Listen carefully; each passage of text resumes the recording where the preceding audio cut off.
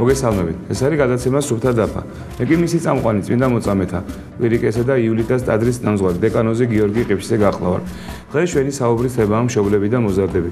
ამ თემაზე გადაცემაში სასაუბროდ მოვიწიეთ ქალაქ თბილისის 21 საჯარო სკოლის მოსწავლეები. კიდევ ერთხელ მოგესალმებით, მივესალმებით ჩვენს ტელემაყურებელს და ვიდრე საუბარს დავიწყოთ, მე მინდა შეგახსენოთ, რომ გადაცემის ბოლოს თქვენ საშუალება გექნება ჩამოთვალოთ ყველა ის პრობლემა, რომელიც გაწუხებთ.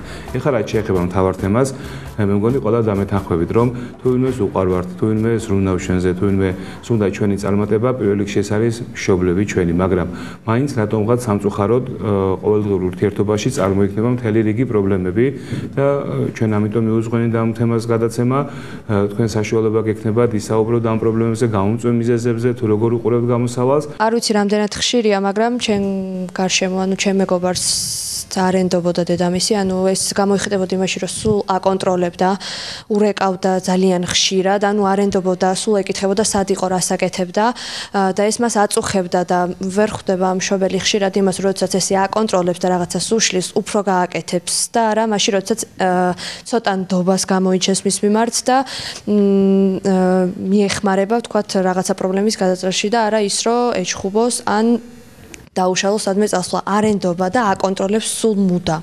ეს არ შეიძლება ჩემი აზრით. და ნდობა აუცილებელია მშობელსა და ბავშვს შორის ელემენტარული, როდესაც მოუყვება.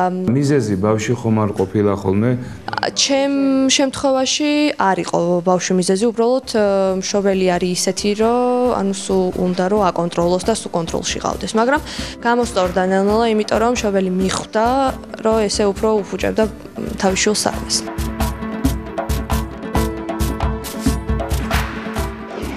ქათმის და კვერცხის შემთხვევა, რომელი ადრე წარმოიშვა, რომ არ იცი, მაგრამ მაინც მგონია, რომ ჯერ შვილმა დაკარგა მშობლის ნდობა. რომ დაკარგა შვილმა, აი ამის გამოხდება, მე მაინც მგონია ის, რომ მაინც ატყუებს.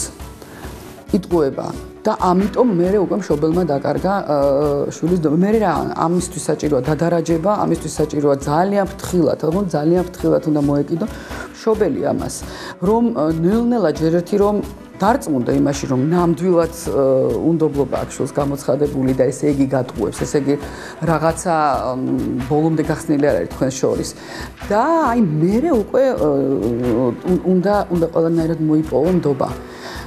ჯერ მშობელმა უნდა, აქ მშობელი ცოდავს, როდესაც ამას შვილი ამბობს, აქ მშობელი ცოდავს, მე დარწმუნებული ვარ, ახლა ძალიან ბევრი შვილი მეთანხმება ამაში, ბევრი ბავშვი ალბათ. სწორია, ჩვენ ცოდავთ მშობლები და ჩვენ უნდა დამოვასწოროთ ეს ამბავი, მაგრამ მოდით მაინც შევეცადოთ, ჩემო შვილებო, რომ მშობელი ძალიან ძვირფასია, ძალიან იმას შეიძლება შეცდომა მოუვიდა თქვენთან მიმართებაში, მაგრამ ეს მხოლოდ და მხოლოდ სიყვარულით მოუვიდა და მოდით თქვენ გამოასწორებინეთ ეს ყველაფერი, მაინც გქონია, რომ შვილებმა ძალიან დიდი როლი უნდა ითამაშონ იმაში, რომ მშობლის შეცდომა გამოასწორონ. და მე ყველაფერი კარგად იქნება ისე. ძალიან კარგად აეწყობა ეს ურთიერთობები. როდესაც მშობელს და შვილს შორის არის უნდობლობის მომენტი, არ შეიძლება მარტო მშობელს დაუბრალოთ ეს და ხშირად ხდება ბავშვიც ამის მიზეზი, იმიტომ რომ როდესაც მშობელი ხედავს, რომ ბავშვი თქვათ ატყუებს, თქვათ ეტყვის, რომ მინდის მეგობართან და მინდის ამ დროს ადგილას, სადაც არ უნდა რომ მშობელს წავიდეს. ბევრი რაღაც ხდება ესე, როდესაც შვილის ტყუილის გამო იწვევს მერე მშობლის მიმართ უნდობლობას და ჩემი აზრით ეს უნდა გაითვალისწინონ ბავშვებმაც, რომ მე მაგალითად ეჩემთან ისეთი ურთიერთობა მაქვს, რომ არასდროს არ ჭირდება მოვატყუო, ყოველთვის გამიშვებს თქვათ და შემიშვებს თხოვნას და მენდობა და კარგია ესეთი ურთიერთობა, იმიტომ რომ არ შეიძლება მშობელს მოვატყუოთ, იმიტომ რომ მშობელი ყოველთვის კარგი უნდა ჩვენთვის და ცუც არასდროს არ გურჩევს და ცუც არასდროს არ გაგვიკეთებს და თუ ტყუილის მიზეზი გვაქვს, ის მიზეზი ალბათ არ იქნება ობიექტური, როცა მშობელს ვატყუებთ. ხო, ახლა თქვენ ამბობთ, რომ არ უნდა მოვატყუოთ, მაგრამ ძირითადში ტყუილები ბავშვებიდანვე ვეჩვევით და მთელი ცხოვრება მე გვინდა არ გვინდა მაინც ვიტყულებით. კარგი, შემდეგი. სიმკაცრე ძალიან, ბევრ მშობელს ახასიათებს, ზოგს ახასიათებს გადამეტებული სიმკაცრე, რაც ბავშვიც იწვევს შემდეგ გაბრაზებას და იწვევს კონფლიქტს. პირველი არის ჩემი ასევე ნდობა. ნდობიდან გამომდინარეობს სიმკაცრე, როდესაც მშობელი ენდობა შვილს, მას არ გააჩნია ეჭვები, როდესაც არ ენდობა მშობელი შვილს, მას გააჩნია ეჭვები სხვადასხვა საქციელებზე. შეიძლება ეს საქციელი ბავშვი კარგი იყოს, ბავშვმა კარგი გააკეთოს, მაგრამ მშობელს აქვს მაინც ეჭვი. რადგან ახსოვს, რომ რაღაც დროის, რაღაც ხნის წინ მან მოატყუა ეს. ეს იწვევს შემდეგ გადამეტებულ სიმკაცრეს, რაც სოფომ თქვა სხვა მაგალითი მოიყვანა, როდესაც მშობელი იყო ძალზე მკაცრი და ამან გამოიწვია უკურეაქცია და ბავშვიც უფრო ცუდად იქცეოდა, ანუ რაც უფრო მეტი სიმკაცრე მოდიოდა ბავშვთან, რაც მეტი სიბრაზე იყო და ჩემი აზრით ეს უნდა იყოს დაბალანსებული, სიმკაცრეს უნდა აკონტროლოს როგორც მშობელი, ისე ბავშვი. რომ მშობელი იქნებით კაცრი? ალბათ, ანუ ჩვენ ბავშვები ამას ვერ ვაცნობიერებთ, ანუ როცა მშობელი კაცრი ამას ვერ ხვდებით, ანუ ვერ შევდივართ მის მდგომარეობაში ბოლომდე. ალბათ მე რომ მშობელი ვიქნები, რა თქმა უნდა, მეტი პასუხისმგებლობა მექნება და უფრო კაცრი ვიქნები, ვიდრე ახლა ვთვლი. ზომაზე მეტად არა, რა თქმა უნდა, ეს იყოს დაბალანსებული და ზომიერი. როდესაც ზომაზე მეტი არის ზღვას გადასული, უკვე ბავშვი იკეტება, უკვე ბავშვი გულს აღარ ხსნის თავის მშობელთან და შეიძლება პრობლემებს და შემდეგ შეიძლება ის ავტორიტეტი მის მშობელი კი აღარ გახდეს მეზობელი, მეგობარი, ქუჩაში ვინმე და იმისგან აიღოს მაგალითი. დიახ. ჩემი აზრით სიმკაცრე, ანუ დაბალანსებული უნდა იყოს, არც მშობელი, ანუ არც ძალიან მკაცრი უნდა იყოს და არც ისე, რომ საერთოდ არ აინტერესებდეს თავის შვილს. კარგი, ეს ვიცით რა უნდა იყოს, რა არ უნდა იყოს. ირგვლივ რა გესმის, რა ხდება? ერთი ჩემი მეგობარი, ანუ მშობელი ენდობა და იცის, როცა უშვებს, ანუ რო ცუც არაფერს არ გააკეთებს და ნდობა აქვს მის მიმართ. და ერთი ჩემი მეგობარი იყო, რომელსაც ანუ მშობელი რთავდა ნებას, რომ ღამე სადაც უნდა და იქ წასულიყო და არ აკონტროლებდა იმდენად და ის ბავშვი უფრო თქვათ ცუდ გზას ირჩევს და ცუდი გზისკენ მიემართება და ის ბავშვი რომლის მიმართაც მშობელს აქვს ნდობა და უშვებს, მაგრამ იცის, რომ ის ცუც არაფერს არ გააკეთებს და ესეც ზომებში იყო.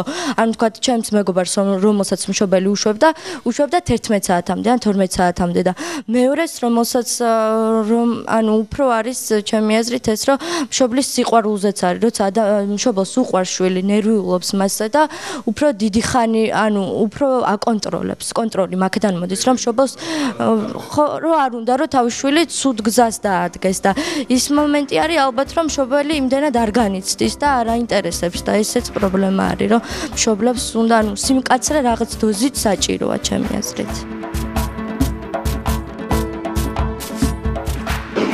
გაღიზიანდებიან, იმიტომ რომ მათ ეჩვენებათ ეს რომ ზედმეტია, მე დარწმუნებული ვარ, მაგრამ თუ მართლა არის ზედმეტი კონტროლი, ну, როგორც ჩანს, ისევ მშობლები ვწოდავთ, იმიტომ რომ კონტროლი აუცილებელია, მაგრამ დოზით აუცილებელია, მაგრამ ამ კონტროლში ზუსტად აი ეს ის პროცესია, როდესაც შენ ნდობას მოიპოვებ. აი შენს შვილსა და შენს შორის ან ნდობაზეა ლაპარაკი. და კონტროლს, როდესაც უწევ, ის კონტროლი ყოველ წუთიერი უნდა იყოს. შენ მარტო გარეთ რო გადის შენი შვილი, მაშინ კი არ უნდა აკონტროლო. ის სახშიც უნდა აკონტროლო, რას აკეთებს. უბრალოდ მთელი დღის განმავლობაში აი რაში ხარჯავს რაციონალურად იმ დროს თუ არ ხარჯავს. აი ეს კონტროლი ოღონდ ამის ყოველწუთიერი თქმა, მე მესმის ამ ბავშვების ძალიან კარგად. ყოველწუთიერი შენ ამას არ აკეთებ, შენ ამას თუდად აკეთებ, ვიღაცის მაგალითი მოყავს და უშოთ ის კარგად აკეთებს და იმასე ის ხელ ეწიფება და უშოთ რაღაც კარგად. მე რამდენიმეჯერ ვთქვამთ ჩემთვის რომ აი ნახე ის როგორ კარგად სწავლობს მათემატიკას, მე არ მესმოდა კარგად და ეს არ ნიშნავს იმას რომ მე დაუშვათ ცუდი ვიყავი, ხო? მე მივახვედრე, სხვათა შორის ჩემი მშობლები რომ მე მათემატიკა უბრალოდ არ შემიძლია. დამანებეს თავის სხვათა შორის, თორე იყო, აი ჩემთანაც იყო ეს მსგავსი რამ, აი ნახე ის როგორ კარგად აკეთებს. მაგრამ მე მიხვდნენ რომ მე სხვა რაღაცასაც ვაკეთებდი. ანუ სხვა რაღაცას ვაკეთებდი უფრო კარგად თავშოთ ვიდრე მათემატიკას და ჩვენი შვილების გზები ჩვენ უნდა წარმართოთ. ანუ კალაპოტი ჩვენ უნდა გავუკეთოთ და ვერ მიხვდებიან ისე. ისინი ვერ უნდა ხვდებოდნენ ამ ზეწოლის სახით არ უნდა იყოს მათში და მე ვფიქრობ რომ ეს ძალიან იოლად მოგვარებადი პრობლემაა თუ ჩვენ მშობლები ჩაუფიქრდებით ისევ ამას და ეხლა რაც შეეხება თავისუფლებას, ეხლა ზედმეტიც ყველაფერი ზედმეტი ზოგჯერ ზიანის მომტანია, იმიტომ რომ მე ვიცი ახლა ჩემი მეგობრების შვილებიც ძალიან ბევრ ახალგაზრდასთან მაქვს მე საქმე და ძალიან ბევრი ასაკი სხვათა შორის სხვადასხვა ასაკობრივ კატეგორიას და მე ვიცი რას ნიშნავს ეს თავისუფლება. ეხლა მათ რო საშუალება მისცე, ისინი უბრალოდ სწორედ იმ კალაპოტიდან გამოვარდებიან და გაარღვევენ, რომელიც მე მგონია რომ ისეთ ოკეანეში გადაისვრის, რომელსაც მე გზას ვეღარ გაუკლებ და ცოტა ხანი მოითმინეთ, სანამ თქვენ დიდები გახდებით და მე თვითონ მიხვდებით როგორ და რა უნდა გააკეთოთ. კალაპოტიდან არ ამოვარდეთ. ანუ სიმკაცრე რაღაც დოზით არის საჭირო, მაგრამ არა გადამეტებულად. ერთი ჩემი მეგობარი არის, მეგობარი მეზობელი და ბავშვი უბანს არ გაცილებია, უბანში ვედადის სკოლაში, იმიტომ რომ დედამის ეშინია რამე ფათერაკს არ გადაეყაროს და ბავშვი ფაქტიურად სურათებიდან იცნობს თბილის და ან იმ შემთხვევაში თუ დედას თვითონ დაყავს სადმე და ასეც არ შეიძლება, იმიტომ რომ მშობელი უნდა ენდოს ბავშვს და ბავშვი თუ რამე შეცდომას დაუშვებს, მაშინ მშობელი უნდა დაეხმაროს გამოსწორებაში და არ უნდა გაუბრაზდეს. ჩემი აზრით სიმკაცრეს რაღაც დონით უნდა იყოს, თუ მშობელი არ ენდობა, ბავშვიც უფრო ბავშვი რჩება. თუ ნდობა არის უკვე პასუხისმგებლობას ცნობს და რო გაიზრდება, დამოუკიდებლობას ეჩვევა. ასე დამოუკიდებლობა იკარგება და ბავშვი დარჩება რაღაც და სულ იქნება მშობლის იმას. ბავშვებო იყო ესეთი ინგლისური ოჯახი და ბავშვი როდესაც შეუსრულდა 6 წელი, მამამ დაბადების დღეზე აჩუქა ცული. და როდესაც წავიდა მამა სამსახურში, გავიდა ეზოში და მთელი ენერგიები რაც ჰქონდა მამას დარგული ეზოში, ყველაფერი მოჭრა. როდესაც მამა მოვიდა სახლში, დაბრუნდა საღამოს, ნახა ეს ყველაფერი და გაიგო რომ მისმა შვილმა გააკეთა ეს, მოეფერა და თავზე ხელი გადაუხსნა და უთხრა არა უშავ შვილო, ამას მე კიდე დავგავო, ამაზე ნუ ინერვიულებო. წარმოიდგინე და ხა ეს ბავშვი კიდე მთელი ცხოვრების განმავლობაში რამდენჯერ იცელქებდა, რამდენჯერ მოუთმენდა მამა და ელოდებოდა როდის ჩამოყალიბდებოდა ადამიანი და კაცად, ხო? ეს იყო ამერიკის პირველი პრეზიდენტი ვაშინგტონი. ბავშვები რას იზამდა რომ ნახავდა ნერგებს მოჭრის. პატრიარქი ხშირად ამბობს რომ აი ვახსენებს ჩვენ საზოგადოებას რომ ნელად ახსაზდელი ბავშვი, ცელქი ბავშვი კიდე მეტად საყურადღებოა და რომ იქიდან შეიძლება კიდე ძალიან დიდი ადამიანი გამოვიდეს თუ მას ჩვენ ბავშვები არ დავრდგუნავთ, გაუგებთ, ვიმეგობრებთ, საერთო ენას გამონახავთ, ასე შემდეგ. მე მაგალითად არ მაქვს ისეთი განსაკუთრებული პრობლემა ოჯახში, მაგრამ ალბათ იმიტომ არ არის დიდი სხვაობა ასაკს შორის, ანუ და რა თქმა უნდა, ესე იგი არის რაღაცა უთანხმოებები, ანუ აზრთა სხვადასხვაობა. ჩემსა და ასევე სხვის ოჯახშიც, მაგალითად ამბიციურობა. ესე იგი, მშობლები არიან ყველა არის თავისებურად ამბიციური. მაგალითად სწავლის მხრივ. ესე იგი, მაგალითად თუ მე მაგალითად მივიღეთ 9 და ჩემმა მეგობარმა ან კლასელმა მიიღო 10, მაშინ ხო, კი. და მჭდება ამბიცია უკვე რომ იმან თუ მიიღო, ანუ ჩემმა მეგობარმა თუ მიიღო 10, შენ რატო ვერ შეძელის, რატო ვერ მიიღეს შენს 10?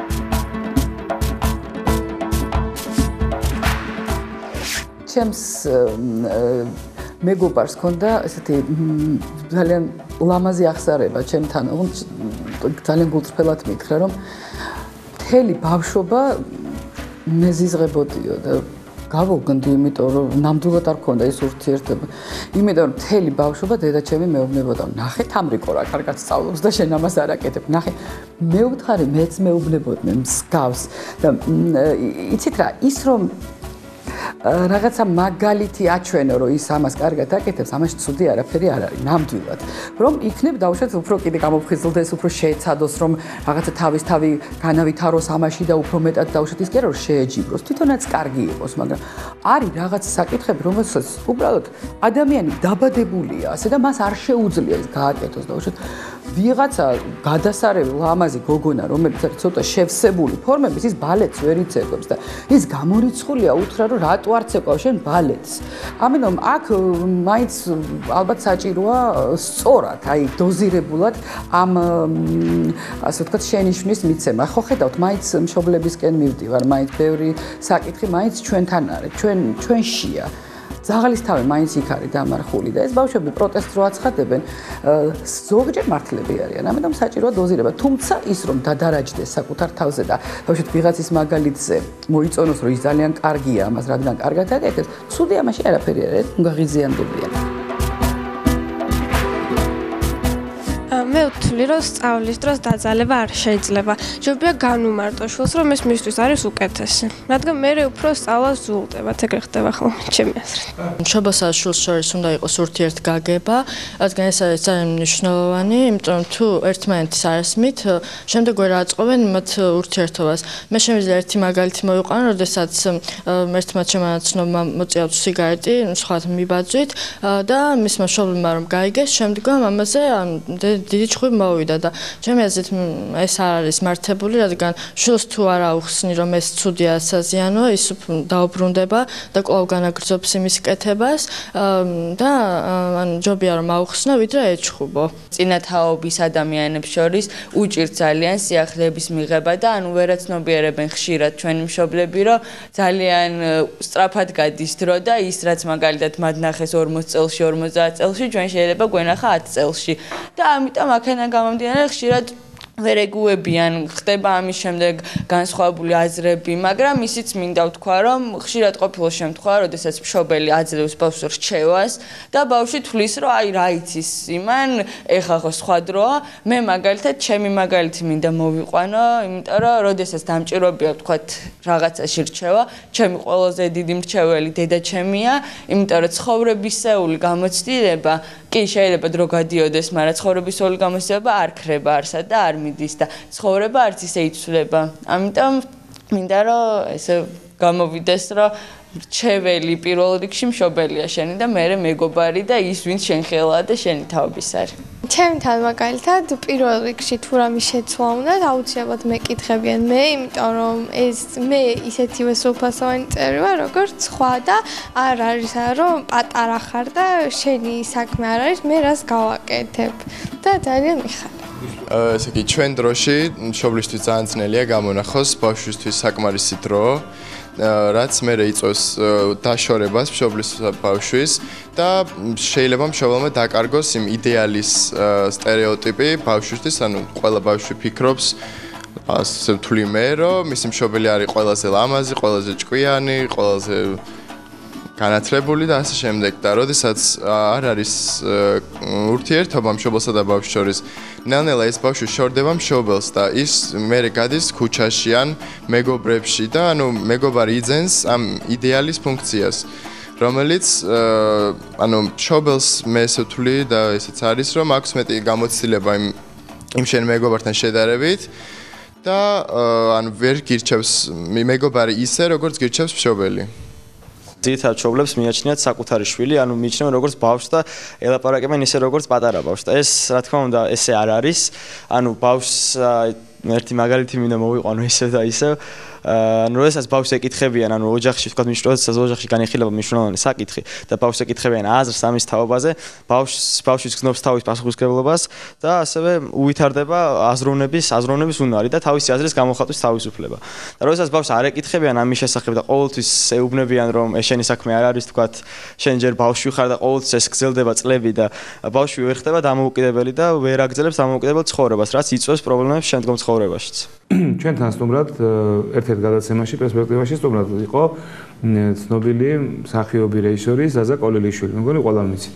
მე მან მოიტანა თავისი ცხოვრებიდან ეს მაგალითი, ხა რაც თქვა გიორგიმ, რომ მე-7 მერვე კლასში ვიყავიო, მშობლებმა დამიძახეს და შემეკითხენ, აი ჩვენ რაღაც პრობლემები გვაქვს ოჯახში, აი შენ როგორ უყურებ ამ ყველაფერს, შენ რა სიტყვიო და მაშინ ვიგზენი თავი, რომ ადამიანი ვარ, გავიზარდე, რაღაც სრულფასოვნების შეგრძნებაო. ჩვენ შემთხვევაში ხშირად ხდება ისე, მე რაც მსმენია, რომ ბავშვი დაამთავრებს სკოლას, დაამთავრებს ინსტიტუტს და კიდე მშობელი მის აზრს ბოლომდე მაინც არ ითვალისწინებს, ის პატარა ესე უყურებს. გონი, ანუ ეს ჩვენ რაც ვთქვით ბავშვი, ეს სიტყვა ითქვა გადატანითი მნიშვნელობით, ანუ ჩვენ ვიგულისხმეთ ამაში ის, რომ ანუ რა თქმა უნდა, მშობლისთვის ბავშვი არის ყოველთვის თავის შვილი და ბავშვად მოიაზრება, მაგრამ ჩვენ ვიგულისხმეთ ის, რომ ეკითხებიან მას თუ არა თავის აზრს და ოჯახში ანუ გზნობს ადგილს უფრო ბავშვად. ჩემ შემთხვევაში ესეა, მაგალითად, ყოველთვის მეკითხებიან ჩემ აზრს, რას ვფიქრობ მე ამაზე და მე უფრო ასე ვთქვა თავს ვიმკვიდრებ, ანუ ეს ბავშვი ითქვა როგორც თავის დამკვიდრების საშუალება და აზრის გამოხატვა. ძალიან უჭირს მშობელს იმის აღიარება, რომ მისი შვილი გახდა სრულფასოვანი პიროვნება და მხოლოდ მაშინ, როდესაც მას იხილავს, თქვათ, ან მეგობრების წრეში, ან ოჯახის გარეთ, მე ხვდება, რომ იცი ეს უკვე გაზრდილა და არის პიროვნება და უცებ აღმოაჩენს და გაკვირვება და შიშის გრძნობა ეუფლება, იმიტომ რომ ხომ არ დაკარგავს ან რაღაც ცოტა გაუგებარია, მაგრამ ის რა ანტუან დე სენტ-ეგზუპერის პატარა უფლის სულში არის, მაგრამ რა უცნაური ხალხი არიან ეს დიდებიო. ისინი ხო პატარა ხნის წინ ბავშვები იყვენო, მაგრამ რატომღაც ყოველს ადამიანი მე გაიზრდება, ის ავიზრდება, რომ ისი აზროვნებდა. ბავშვს შეიძლება მშობლის მიმართ ქონდეს უპატივცემულობა და მშობელს არსებობს პატივს. იმის და მიუხედავად, მშობელი კაცრი არის მის მიმართ, თუ ნდობა არ აქვს. ანუ თუ მშობელი არ ენდობა ხო ბავშვს იგი აი ბავშვი მაინც სხვანაირად იქნება. ანუ რას ვიძახი ამით, რომ ბავშვს უპატივცემულობა შეიძლება იმიტომ მქონდეს მშობლის მიმართ, რომ იგი მკაცრი არის მის მიმართ და ყურადღებას ვერ აქცევს ბევრს. მაგალითად სამსახურში მიდის დილით ადრე და ვერ ნახულობს საერთოდ მშობელს, აი დღისით და საერთოდ ხშირად ვერ ნახულობს, ხო მარტო საღამოს მოდის, წვება და იძინებს და სხვანაირად სხვა საშუალება არ აქვს, რომ იხილოს იგი. მშობლებს და ბავშვებში არის კიდე ერთი პრობლემა, რომ ბავშვები ანუ იტყუებიან, ესე ვთქვით, მაგრამ იტყუებიან და ანუ ნდობა რო არ გააჩნიათ ამის გამო ცემენ არა უბრალოდ ნიშნის გამო რომ იცოდნენ რომ კარგად სწავლობს ცემენ ურტყავენ სჯიან არანაირი კონტაქტი ბავშვებთან არის ჩემს სამეგობრო წრეშიც ბავშვი რომელსაც მართლა ყოველ დღე მისი სახლიდან გამოდის საშინელი ხმები ჩხუბის ცემის მშობლებს შორის უთანხმოების დროს ზიანდება ბავშვი და როდესაც ბავშვი ცდილობს რომ ჩაიდგეს შუაში, მერე მას ხვდება და ყველაფერი მასზე ტყდება, აბრალებენ ბავშვებს, იმიტომ რომ ისინი ერთად არიან და ჩემი აზრით ეს არასწორია, იმიტომ რომ ბავშვის ბრალი არ არის, თუ მშობლებს შორის უთანხმოება არის. ესე კიდევ ერთი პრობლემა არის, როცა მაგალითად შეიძლება მშობელი ვირივით მუშაობდეს, ესეც ბავშვის გამო. მაგრამ მე ამ ვირივით მუშაობის დროს შეიძლება ვიღაცამ გააგაბრაზოს, ნერვებზე მოგშაოს და სახლში რომ მოდიხარ, ჯერ ლაპარაკის თავი არ ქონდეს, მაგრამ თუ შეიძლება კიდე პირიქით ბოლღმა რაც იმ სამსახურში ქონდა ბავშულზე გადმოანთხიო რაც მე რა თქმა უნდა აგრესიას გამოიწვევს ბავშვის მხრიდან და რა ვიცი ურთიერთობები გაფუჭდება ასე აქ გამოითქვა აზრი რომ მშობელმა ბავშვს არ უნდა დააძალოს სწავლა და ამ შემდეგ თუმცა ამას ვერ დავეთანხმებ იმიტომ რომ პატარა ბავშვს ყოველთვის აქვს სურვილი რომ ითამაშოს სათამაშოებს ვიდრე ისწავლოს გაკვეთილები და გააკეთოს დავალება. პირადად შემაგალით მოვიყვან პატარა ვიყავი არასდროს არ მინდოდა მე სწავლა მაგრამ მშობლები მაძალებდნენ და წარეთ მახსოვს ერთი მაგალითი როცა რაღაცა ტექსტი 6 ჯერ მომეხდა გადაწერა მაგრამ სანამ სწორად არ დავწერე სახში იქამდე არ ამაყენეს მაგიდიდან და მაშინ კი ვფიქრობდი რა რატომ აწვალებენ და ყოფილიყო ის შეცნობა მაგრამ მე უკვე კონტროლიც რომ მოიხსნა და ანუ მშობელსაც შეიძლება ნაკლებად ეცალა მაგრამ მე უკვე მე თვითონ გამიჯდა ის რომ არ მინდოდა რომ დავალება ყოფილიყო ცუდად დაწერილი და მე თვითონ გავაგზავნე დაწერა მაგრამ მე 12 კლასს დავალების დაწერას ვერანაირად ვერ დააძალებ ეს რომ პატარას უნდა დააძალო და ასწავლო და იქვე უნდა ჩაუნერგო რომ გააკეთოს რაც სავალდებულოა მშობლების ჩხუბის მომსწრენი ხდებიან ძალიან ხშირად ბავშვები, რაც არ შეიძლება ჩემი აზრით. მეც ყოფილი ვარ ესეთი შემთხვევის მომსწრე და ან ბავშვის ფსიქოლოგიაზე მოქმედებს ძალიან და ყველანაირად უნდა იცოდონ მშობლები, რომ ბავშვის წინაშე ეს თუნდაც კონფლიქტები, ძალიან ბევრი საუბარი ესეთ მშობლებს შორის, რომელიც არ უნდა გაიგოს ბავშვებმა, აი ამას არიდონ ბავშვები.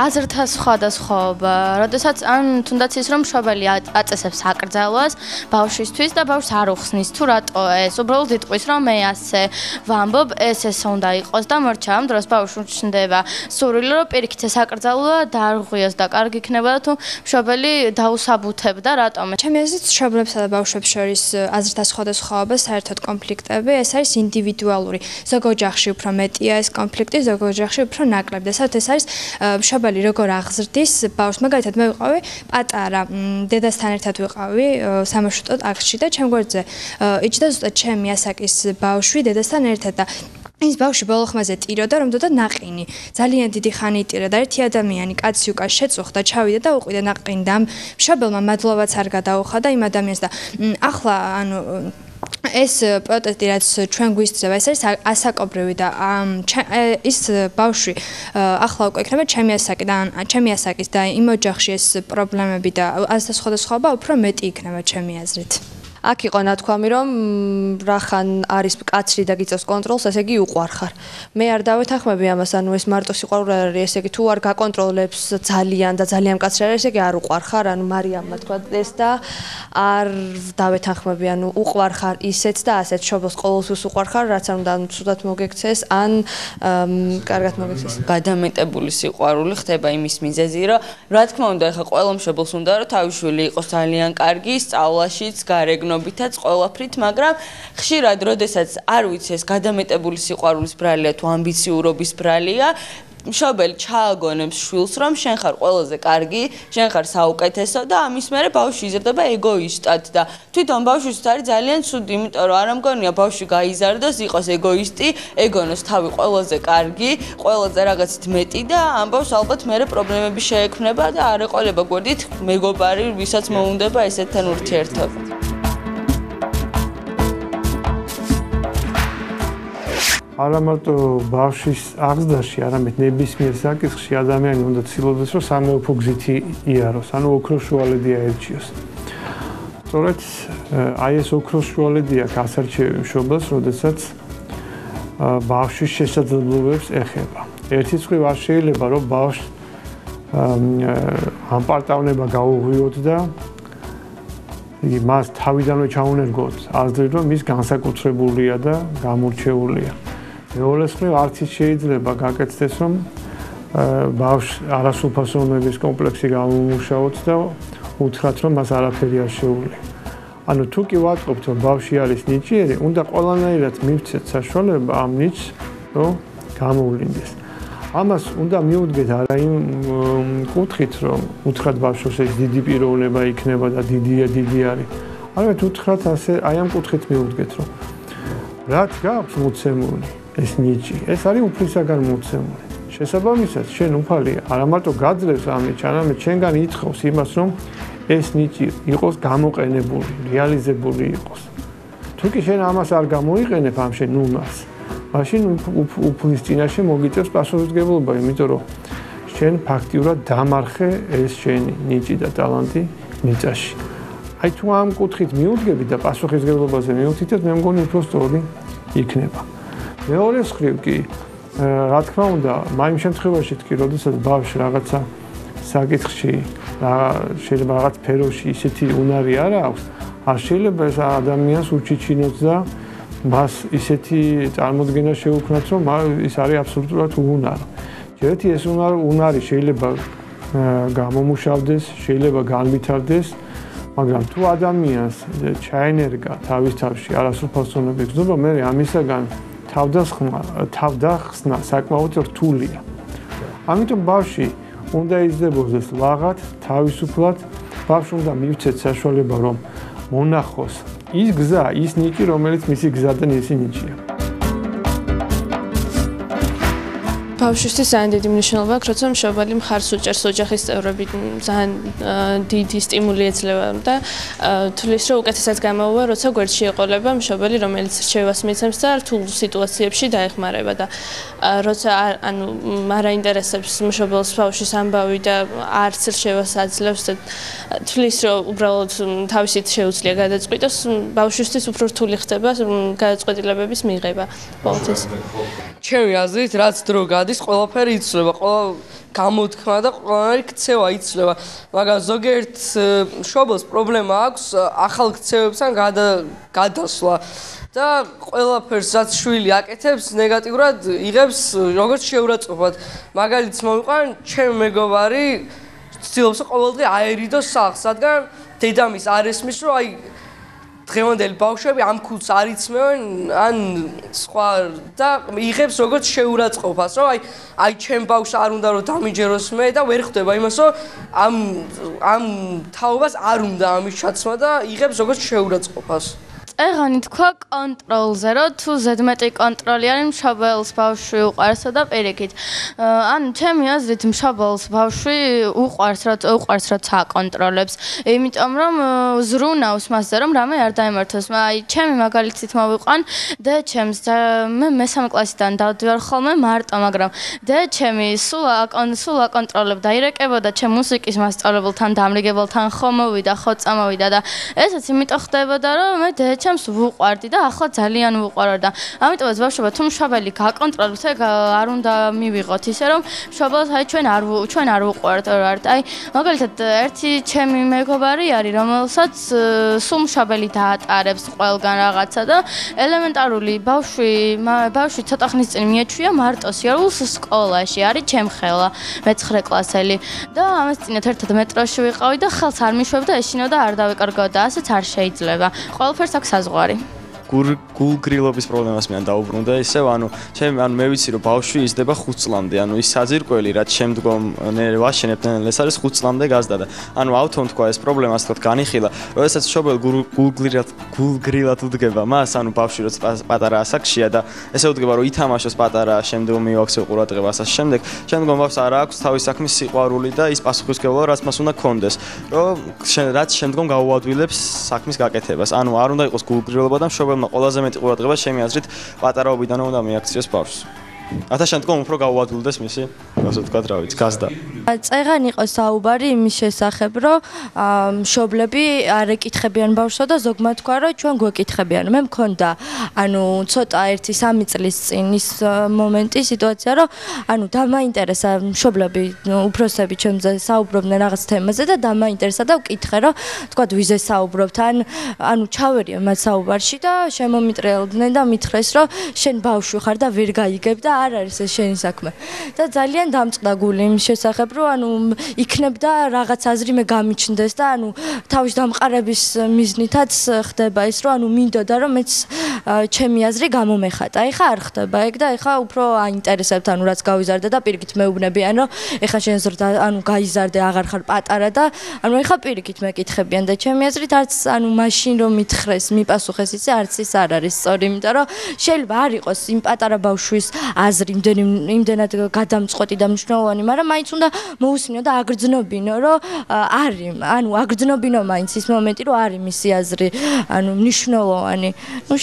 მე მყავდა მეგობარი დიდი ხნის წინ, რომელსაც ერთი პერიოდი შექმნა სკოლაში პრობლემები, ვერ სწავლობდა. მაგრამ ერთი პერიოდი და ამის შემდეგ მშობლებმა, ორივე მშობელმა უთხრა, იცი რა, სწავლა არ ყოფილა შენთვის, შენ ვერ სწავლობ, არ გინდა სწავლო და შეიყვანეს ცეკვაზე, დატვირთეს სრულიად, ანსამბლში დღეში 4 დღე, კვირაში 4 დღე. და ცეკვავდა ბავშვი და ეს ძალით, როდესაც ბავშვს შეეძლო ის სწავლა რაღაც პერიოდის მერე. და რატომღაც მშობლებმა ხელი ჩაიქნია სწავლაზე. ეხა დადის ცეკვაზე, მაგრამ სწავლაზე ჩაიქნია ხელი მშობლებმაც და თვითონ ბავშვმაც ამის შემდეგ. ესე იგი, მინდა ნდობის თემას დავუბრუნდე, იმიტომ რომ ნდობა არ არის მარტო მშობლის მხრიდან ბავშვის მიმართ, არამედ არის პირიქით. აი, მოვიყვანეთ მაგალითს, როდესაც ნაცნობი, ესე იგი, სიგარეტი ძალიან აქტუალური თემაა და დედამ დაინახა, რომ თავისი შვილი, ასე ვთქვათ, ეწეოდა და თვითონ დედა არის ინტენსიური მწვეველი, თან ისეთი, რომ ამ ყველაფერს აკეთებს ბავშვის თვალწინ, და შემდეგ, როდესაც მიდის და ეუბნება და აფრთხილებს ბავშვს, რომ იცი ეს ცუდი არ მოწიო, რა აზრი უნდა გაუშვდეს მას, ან რა უნდა გააკეთოს, რატომ არის ეს ცუდი, როცა მისთვის საყვარელი და სამაგალითო დედა აკეთებს იგივეს მის თვალწინ, ხო, რა უნდა გააკეთოს. კიდევ ერთი პრობლემა არის შეპასუხების და აკრძალვის, ხო? როგორც ისეთ ახლა მშობლებს არ მოსწონს, რომ მათი შვილები უმეტეს დროს ატარებენ კომპიუტერთან და ცდილობენ, რომ აუკრძალონ. და ახლა მაგალითად შვილმა გააკეთა რაღაცა ცუდ საქციელი ჩაიდინა. და რომელსაც კომპიუტერთან არავითარი შეხება არ აქვს. მშობელი მაინც ააბრალებს ამ ყველაფერს კომპიუტერს და უკრძალავს. და რახან მშობელი ამბობს ამას, ეს თემა დახურულია, შენ კომპიუტერი აკრძალო გაქვს და ვეღარ შეეპასუხები. ჩემი მეზობელი არის ერთი ბავშვი, ბიჭი, რომელიც ყველას ეუზრდელება და პატარა, მაგრამ არ იცის უფროსებთან მოქცევა, შედარებით უფრო დიდი ასაკის ბავშვებს ძალიან ცუდ სიტყვებს ეძახის და ეს დიდები ხო ვერ შეუბრუნდება, იმიტომ რომ დიდები არიან და ყველა ეჩხუბება მაინც და როდესაც ვიფიქრეთ, რომ რისი ბრალი აღმოჩნდა ოჯახის ბრალი, იმიტომ რომ როდესაც მანქანაში დედის გვერდზე იჯდა, საშნელ სიტყვებს იძახდა და ჩემს თუნდა ასწავლოს მშობელმა, რომ ეს ასე არ შეიძლება, იმიტომ რომ ჰაერიდან არ მოდის ყველაფერი და ისმის ოჯახში. მშობელი, როდესაც მუშაობს, ის ხომ თავის შვილისთვის მუშაობს, რომ მას არაფერი მოაკლოს და ზრუნავს, მასზე ნერვიულობს.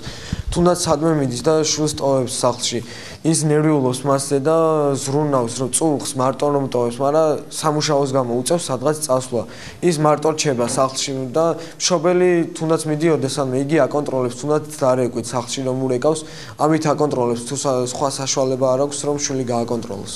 ფილოსოფოსი კონფუცი მოწაფეებთან მოდიოდა და ნახა ერთი ადამიანი იჭერდა ჩიტებს, ყავდა გალიაში, ეს ამით ირჩენდა ეს ადამიანი თავს და რო ნახა ამ გალიაში იყო ახალგაზრდა ჩიტები, პარტები თითქმის და ხანდაზმულები სად არიანო შეეკითხა და ვერ ვიჭერდო.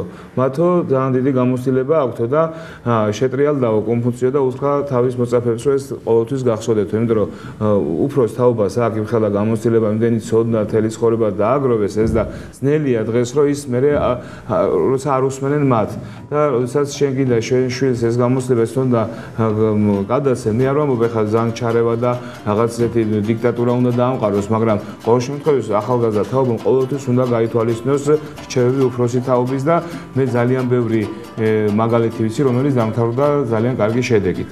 ასე რომ ორივე მხრიდან უნდა მოხდეს რაღაც მონდომება, მოსმენა, ჩვენ საზოგადოებაში არ ვიცით მოსმენა, ყველა თავისას გაიძახის, ყველა თავისას ამბობს, მე თუ დაუშვათ მეორე მხარემ არ გააკეთა, ჩაუდგება ჯინში და ჯინში ჩადგომა არ ვიცი, ახლა ამის მოვიდა ერთი მშობელი და რაღაც ბავშვი თუ ასაკში ყავ, თუ ასაკში და როცა მამა მოვიკითხე, მამა არ ელაპარაკებაო.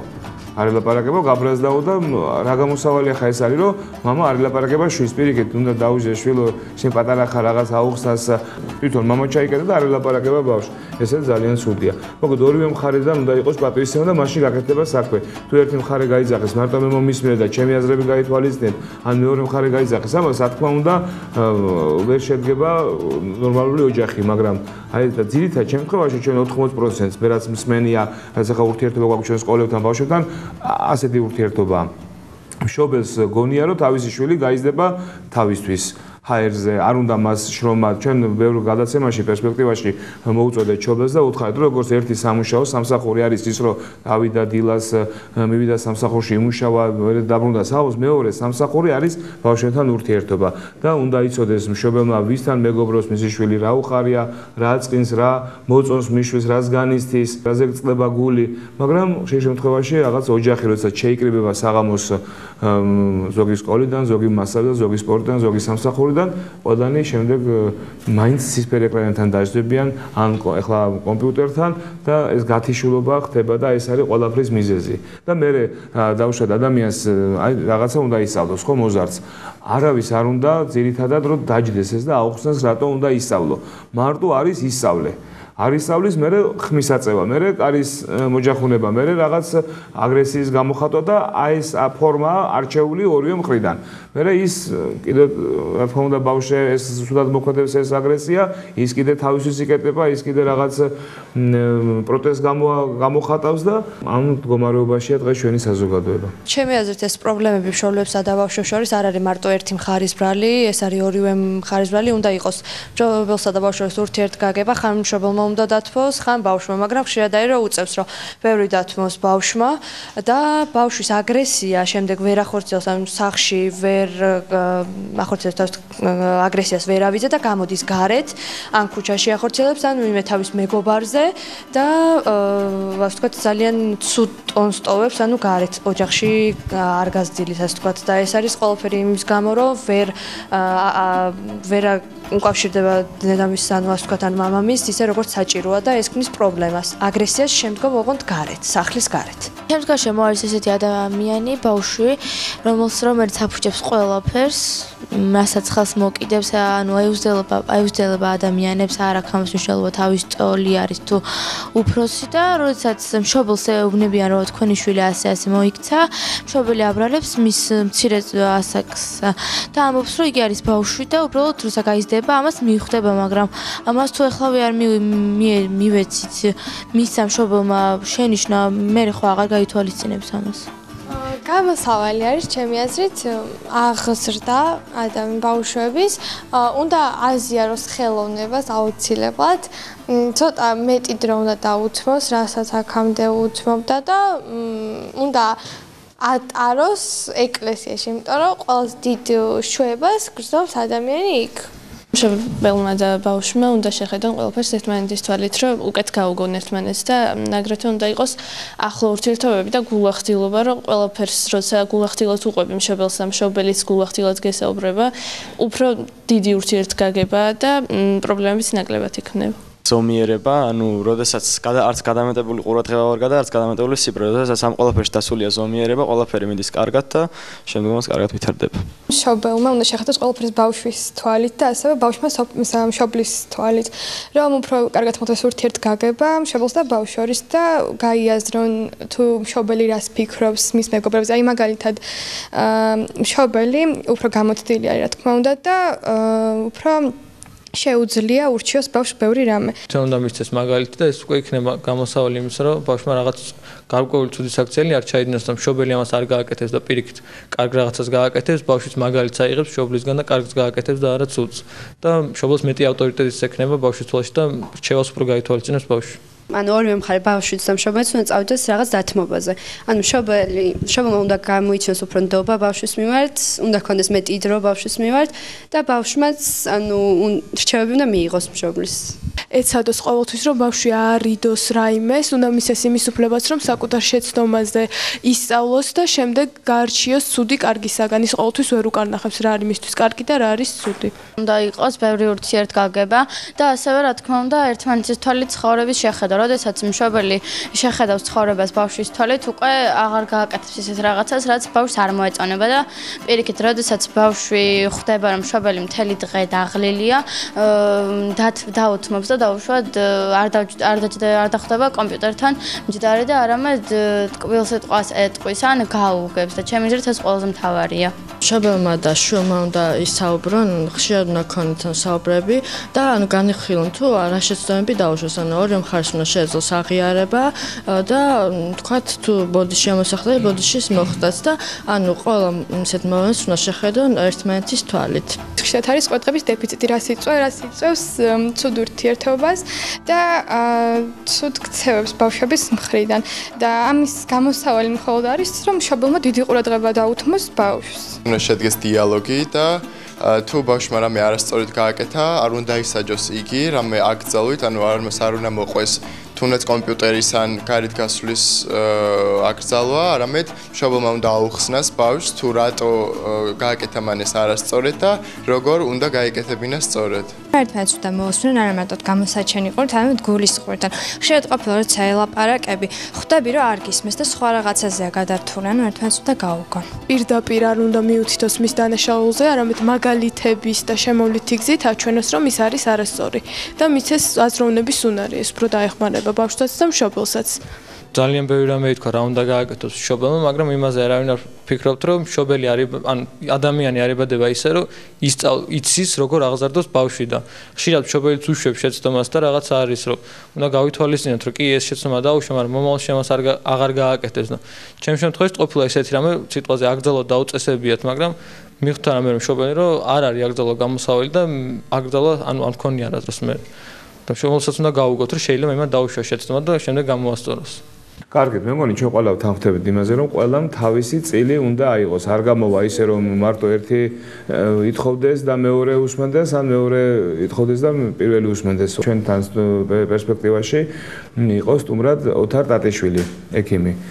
თქვენთვის ნობელი სერიალიდან მსახიობი და მან მოყვა რომ როდესაც პარასკევი დღე დადგა და ჩემ ბავშვებს გაკვეთილების სწავლა არ უნდათ, იმიტომ რომ შაბათ-კვირა წინა გვაქვსო და მე დავჯექი და 15 წუთის განმავლობაში ვუხსნიდი შვილო რატომ უნდა ისწავლო, რომ შენ შაბათ-კვირას მე ხან ბებოსთან წავალთ, ხან შეიძლება თეატრში წავიდეთ, შეიძლება სადმე გავიდეთ და ამიტომ ეს 15 წუთი მომიწია ამის ახსნა. ბავშვები იმის შემდეგ უკვე ამ ყველაფერს აკეთებენ, ხა შეიძლება ცოტა რაღაც დარჩეთ და კვირას აღამოს მოამზადონ, მაგრამ ძირითად გაკვეთილებს სწავლობენ პარასკევს. ხვადვილი არის ყველა მშობლისთვის აკეთებს ამას ყვირილით, ჩხუბით და ერთდაიგივე მეორდება ყოველ პარასკევს. დარჯობია 1-15 წუთი ადამიანმა მოინდომოს, მოითმინოს, დაჯდეს და ეს ყველაფერი აუხსნას თავის შვილს.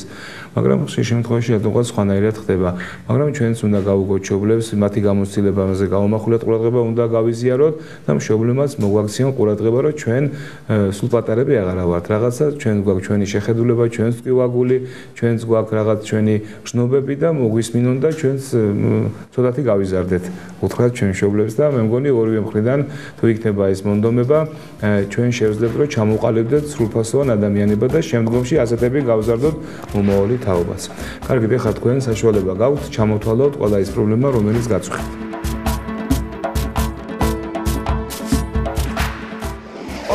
მეტად მივიჩნევ ჩვენი თავის პრობლემას, რომ ბავშვები, ანუ თითქოს არაფერი საქმე არ აქვთ იმის გარდა, რომ ვიღაცაზე იჭორაონ, ვინმეზე რამე მოიგონონ, ან ვინმეს რამეს უდიჭირს და გახდეს ეს გასარჩევისხვისი და იმ ადამიანს, როცა რაღაც პრობლემა აქვს, თავის გასაჭირიც ეყოფა და არ უნდა გახდეს ყველას გასარჩევი და ყველამ არ უნდა გაიგოს ამის შესახებ. ტყუილი ურთიერთობებში ატყუებს ბიჭი გოგოს რომ უყვარს ან მეგობარი მეგობარს რომ მისი მართა ნამდვილი მეგობარია და სინამდვილეში მის სურს უკან თუნდაც მარიამმა რო თქვა რომ ან ჭორაობს ან ცუდ რაღაცას აკეთებს და სულ არ უყვარს ასე თქვა და ტყუილი ურთიერთობებში.